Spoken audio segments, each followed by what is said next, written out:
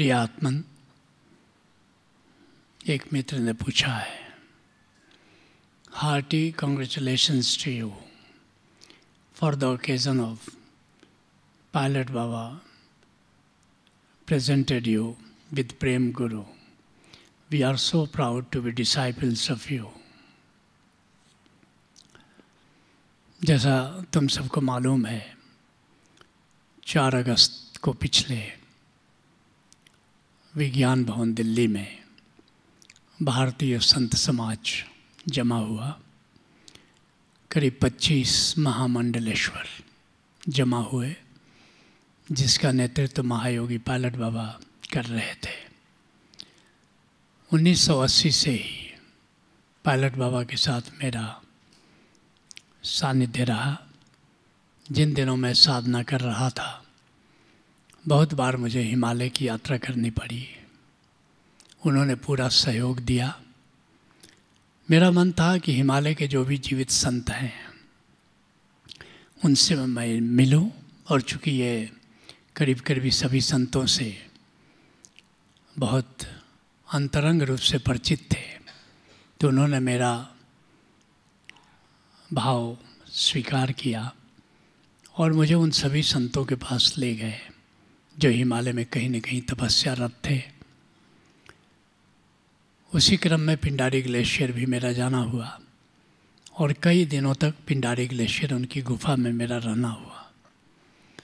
तो उनसे मेरा पुराना प्रेम रहा, आज भी है।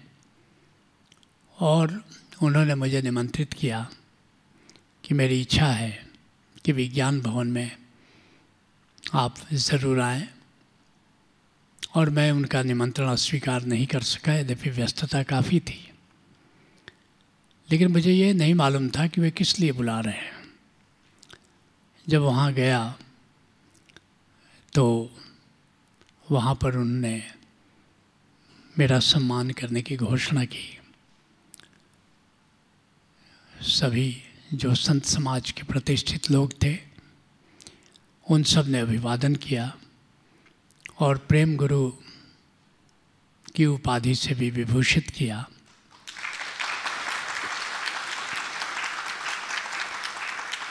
तुम सब जानते हो, ओशो प्रेम के मसीहा हैं। ओशो का संदेश प्रेम है और निश्चित ध्यान उसकी जड़ है, प्रेम उसका पुष्प है। ऐसा कुछ वृक्ष ओशो ने रोपा है, उसी वृक्ष का हम सिंचन कर रहे हैं।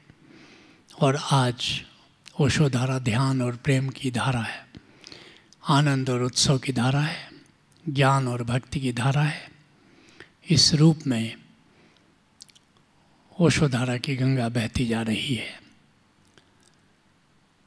लेकिन एक बात मुझे हमेशा खलती रही कि भारतीय संत समाज, ओशो को जो मान्यता उनके द्वारा दी जानी चाहिए थी, ओशो को जो प्रतिष्ठा उनके द्वारा दी जानी चाहिए थी, वह भारतीय संत समाज ने ओशो को प्रतिष्ठा नहीं दी।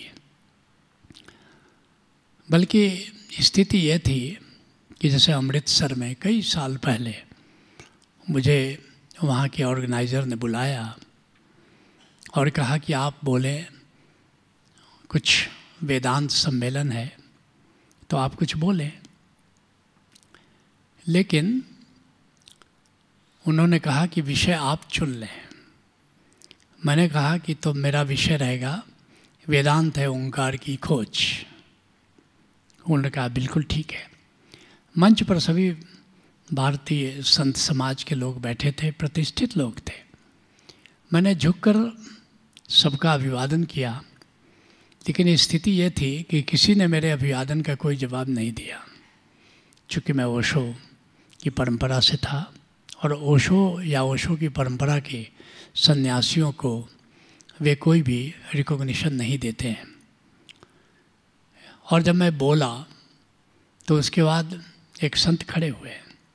उन्होंने कहा आज से 32 साल पहले इनके गुरु इसी मंच पर आए थे, अमृतसर में वेदांत सम्मेलन में आए थे।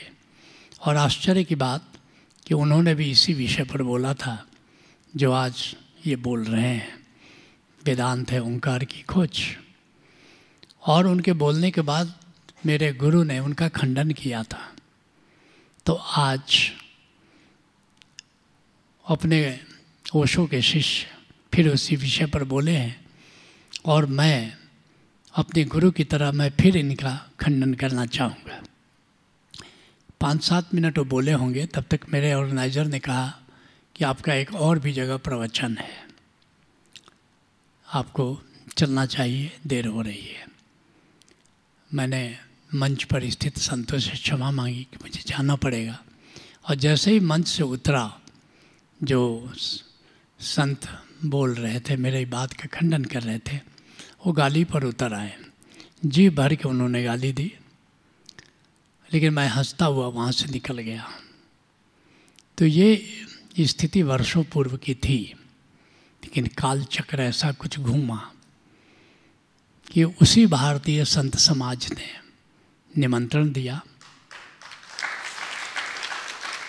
और सबकी उपस्थिति में मुझे प्रेम गुरु कह लो, प्रेम प्रतिनिधि कह लो, प्रेम के मसीहा कह लो, इस रूप में ओशो धारा को स्वीकार किया। मैं मानता हूँ ये कोई मेरा रिकॉग्निशन नहीं है, ये ओशो का सम्मान है, ओशो धारा का सम्मान है।